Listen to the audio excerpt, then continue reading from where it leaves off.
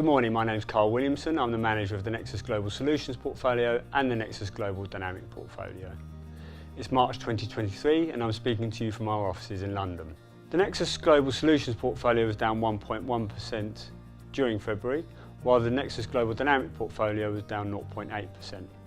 This took the year-to-date returns to plus 2.4% for Solutions and plus 3.7% for Dynamic.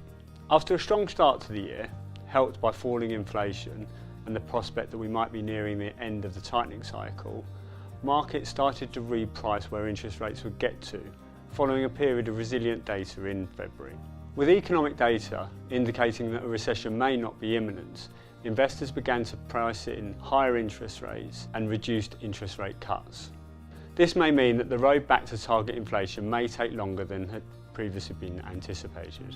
While one might usually expect resilient economic data to support equities, markets were more disappointed by the prospect of less monetary easing than they were by the better economic prospects. The ECB, Federal Reserve and Bank of England all put up rates in February in line with expectations.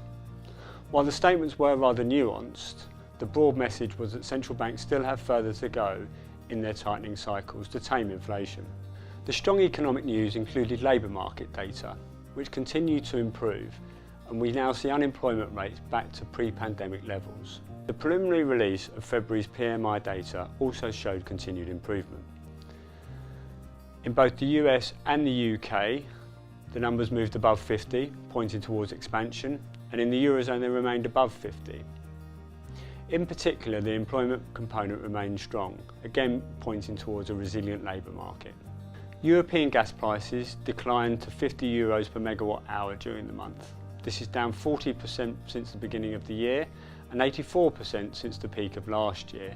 As noted last month, this is because gas storage levels remain high and we've continued to see a relatively mild winter in Europe. These lower gas prices are helping support consumer and business confidence in the region and did lead to outperformance by European equities during the month. A number of our more cyclical stocks in Europe performed well, including Schindler, Stellantis and Airbus. In China, the post-pandemic recovery is continuing to support a rebound in economic activity and is supporting not only the region but its Asian and European trading partners. The huge amount of excess saving is expected to fuel consumption in the region. The economic recovery is being seen particularly in the service sector, where we saw PMI data rise to 52.9 during the month, above the previous level of 48. Economic recovery is being seen particularly in the service sector, where we saw PMI data rise to 52.9% during the month, above the previous level of 48.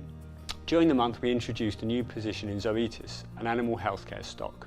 Compared to human healthcare, animal healthcare experiences shorter time to delivery and also cheaper development pipelines. The animal healthcare market is also benefiting from the humanisation of pets and the fact that we as pet owners are spending more and more on our animals.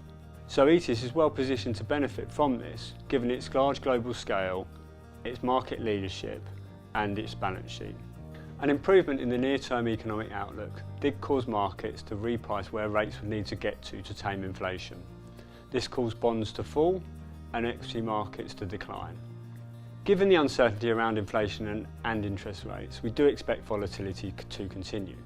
Nevertheless, given the current levels of equity market valuations, which are some way below their 2022 starting levels, we think equities could prove more resilient to challenges such as an economic recession or higher interest rates. The decline in gas prices and the reopening in China have been two fundamental improvements we've seen, and we continue to think these could prove to be tailwinds through the beginning part of this year.